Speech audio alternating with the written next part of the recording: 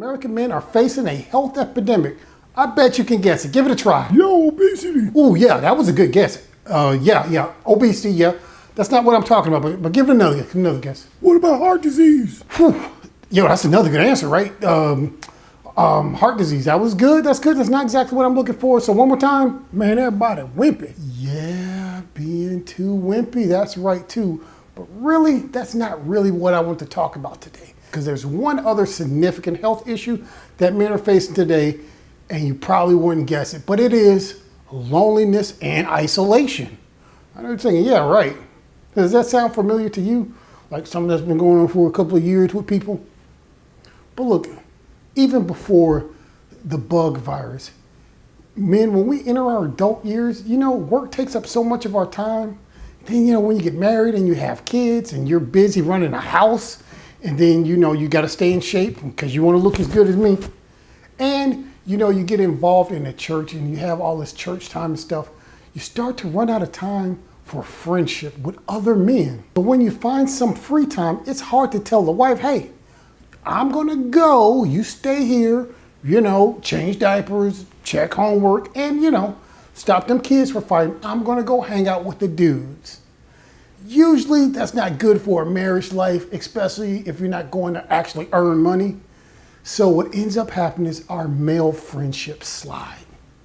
And consider this, lonely people are far more likely to die in a given period than socially connected peers, even after accounting for age and race and gender and other factors like healthy eating and exercise.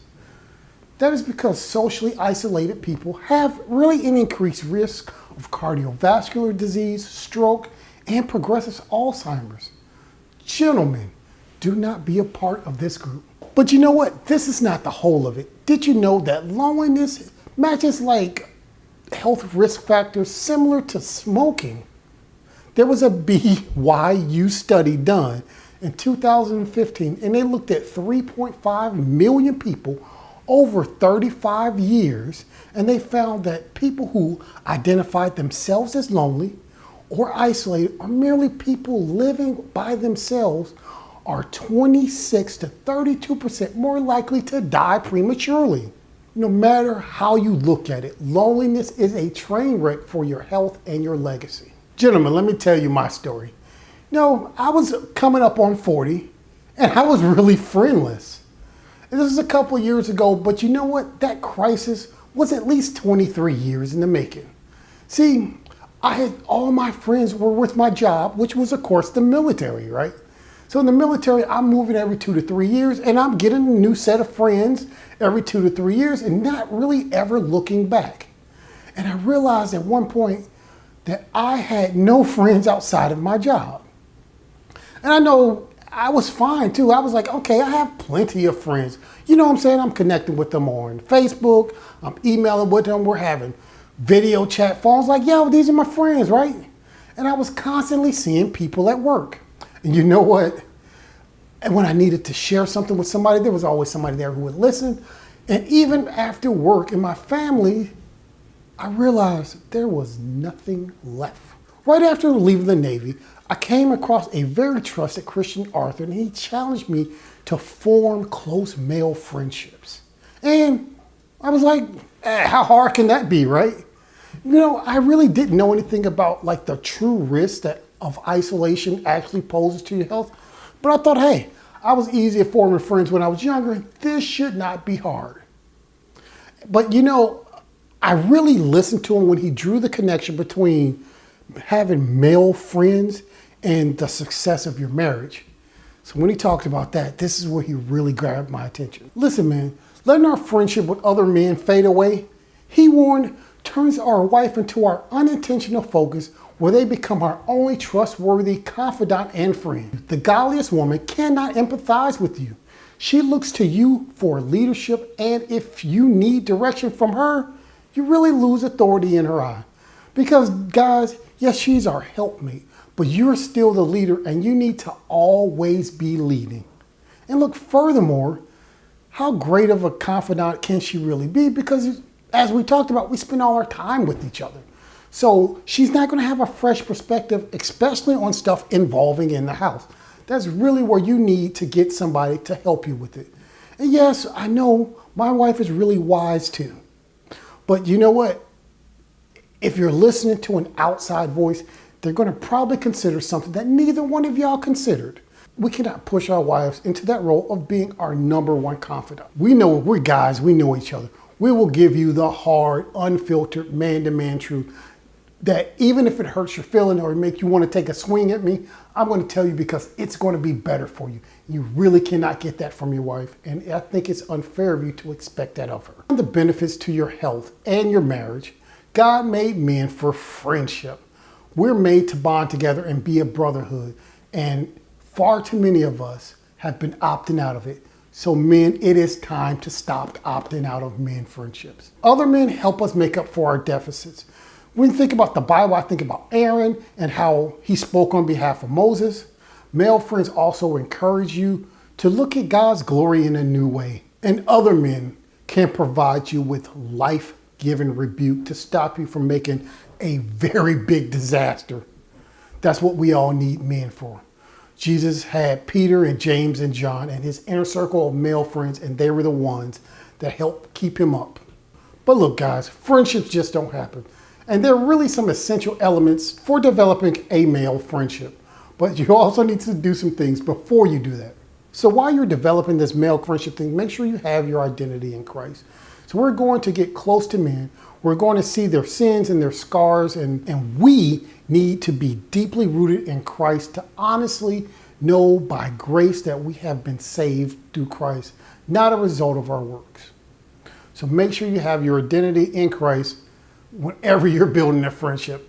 And look, I've said this a bunch of times, but God calls men to lead and go first. Let's go first in your family. Let's go first in your friendship. Go first in your job. Men, you're supposed to lead, which requires effort. And there's a risk of being rejected. And that's really the real kicker. It hurts when somebody rejects you. It hurts when you're rejected by a woman. It hurts when you're rejected by another guy. It hurts when you're rejected at work. But hey, that's part of being called as a man to go do hard things. And being rejected when you're trying to initiate a friendship, it really might happen. When you're going about forming friendships, there's some things you're going to have to say no to. They're not even bad things, but they're second best to establishing relationships. That's, video gaming, that's stuff that you just do by yourself. You don't want to sacrifice your time with your wife and your children, but guys, some things you're going to have to sacrifice to actually go through this process of essentially finding friends. But now I'm going to talk to you about 5 ways to actually deeper those friendships. I'm going to be a little cheesy here and call them mandates. Yep, mandates, right?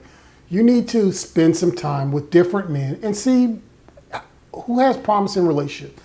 That means sometimes you get outside of your comfort zone, but still good dudes. But they're guys that, hey, if you're like me and you're kind of, quote unquote, bougie and dressy, hang out with some other guys who are wrench turners and like working on cars, which is actually stuff I like. But I just, it's not stuff I normally do. So, reach out to some of those guys. Hey, dude, let's go hunting. Take me out, show me how to hunt. And actually go out and conversate with different guys. It'll expand your knowledge and your skill set, but you'll also get to meet different people. And you never know where you'll actually find a great friendship within people who have different interests in you, but are still good people. Next thing, look for a variety of people. When I say variety, at first I talked about different interests, but I'm really talking about from an age perspective too. You definitely want to find guys who are older than you because they'll have some more wisdom to actually share with you, but also find younger guys because they give you a fresh perspective on things and you'll get some insight from them and you'll pass on wisdom to them. And so, you're going to do different things with different people, but definitely seek some variety. And like I said before, set up those mandates with a bunch of different types of people from interest perspective, but also from an age and, racial and ethnic background perspective. But really try and find some variety because that is going to help well round you as a man. One of the things I've always found easy about anything is to systematize it. And for this, I'm going to say set it and forget it. Take the initiative whenever you want to connect with people, even if they're busy. Have something on your calendar regularly that's set up that, hey, I'm going to reach out to this guy. We're going to have lunch together on a monthly, bi-monthly basis. And then when you have it on your calendar, you can set it and forget it. And then it's easier to overcome challenges. Like I said, set up golf dates, breakfasts, lunches, whatever. Put it on your calendar. Start using the calendar if you don't use one. And then actually just put it on there, set it and forget it. That is the easiest way to deepen a friendship. Small, thoughtful actions can go a long way without being overwhelming. For instance, I've had just some people that I've just been thinking about them, and I would text them like, hey, bro, I'm thinking about you. I'm praying for you. Hey, if you got 15 minutes, let's just call and chit chat, or I'll pray for you. And just letting people know that you're thinking about them, you have them on your mind. And those are really small steps that helps deepen a friendship. But even past that, it helps to keep you and other people on your mind. And so that even if you go weeks, or hopefully don't go weeks, but a week and a half or so without actually talking to someone, you've actually maintained that relationship, that you're still thinking about that person, and it keeps things moving forward. Here's the thing I think is really very important. It is natural for us to want to focus on our friends might do for us, but Jesus has it right. It is more blessed to give than it is to receive. So guys, I'm going to encourage you to meditate on the reality of your friends and your friendship. Pray for them. Pray for God's blessings over them and their family. Think about if you know what they're going through, pray for that. But even past that, just be prayerful of people. Keep them in your minds and your heart, and actually lift them up in prayer.